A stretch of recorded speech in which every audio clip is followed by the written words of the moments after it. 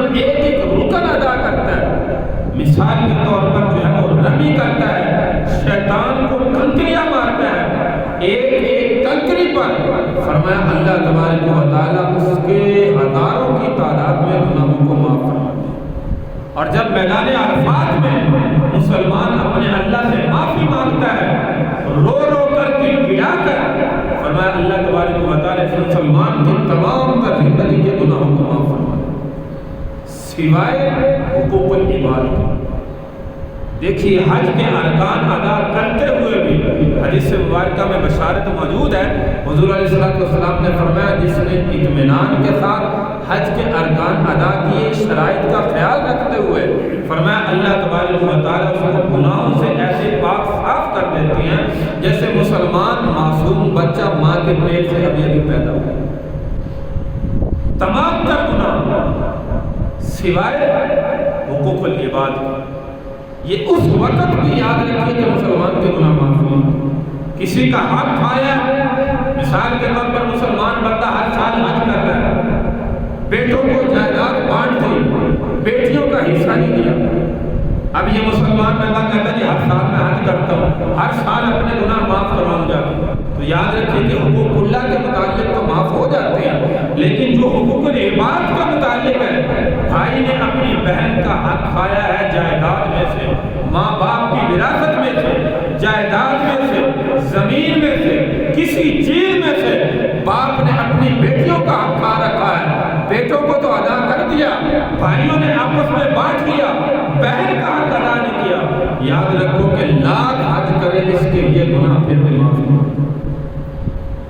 اس لیے میرے بھائی ایسے اعمال پر توجہ دیا کریں، یہ نہ ہو ہم ہر سال حج بھی کرتے رہے، 5 وقت کی نماز بھی پڑھتے رہے، تہجد گزار بھی ہو، لیکن ہمارا یہ عمل حقوق العباد کا متعلق ایسا ہو۔ آج تک ہم نے جو ہے وہ کئی مرتبہ سنا ہوگا، بھائی اپنی زبان سے کہتے ہیں کہ بہن نے حق معاف کر دیا، بہن نے حق معاف کر دیا، چاہے اس نے نہ بھی کہا، وہ لینا نہیں چاہتے۔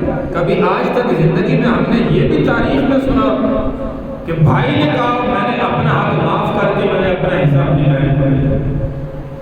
شاید زندگی میں ہم نے آج تک یہ نہ سنا کہ اپنا حصہ بھائی اپنی بہن کو دے دے۔ یہ تو ہم سنتے چلے آ رہے ہیں کہ بہن کہتے کہ میں نے اپنے بھائی کو حصہ دے دیا، کہہ بھی دے میرے بھائی، پھر بھی دینا جو ہے وہ ہمارا حق ہے۔ آخرت کی ذمہ داری ہے کہ آخرت کی پکڑ سے ہم بچ سکیں۔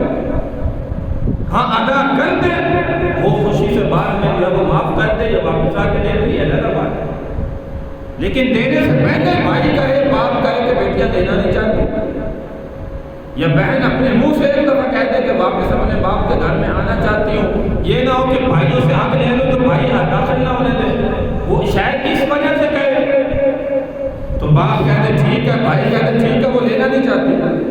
تو میرے بھائی حقوق العباد کا جو ہے وہ زندگی میں خیال کریں۔ یہ سب سے بڑا جو ہے وہ عمل ہے جس کا ہم زندگی میں جو ہے وہ خیال نہیں کرتے۔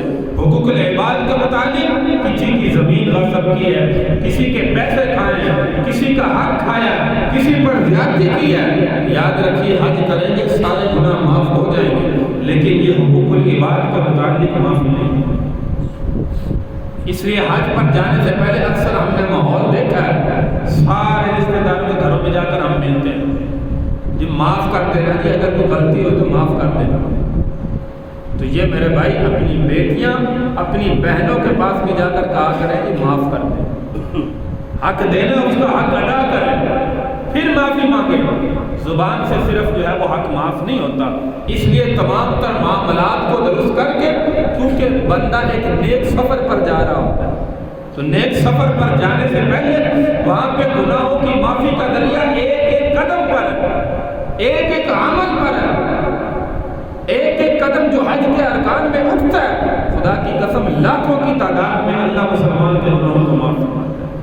اسی لیے حدیث مبارکہ میں فرمایا انسان کے سارے گناہ حج کے ارکان میں معاف ہو جاتے ہیں۔ تو اس لیے میرے بھائی جانے سے پہلے یہ حقوق العباد کے متعلق بھی ذرا غور کیا کریں کہ ہم نے کسی کا حق دینا ہے اس کے گھر میں جا کر ادا کریں۔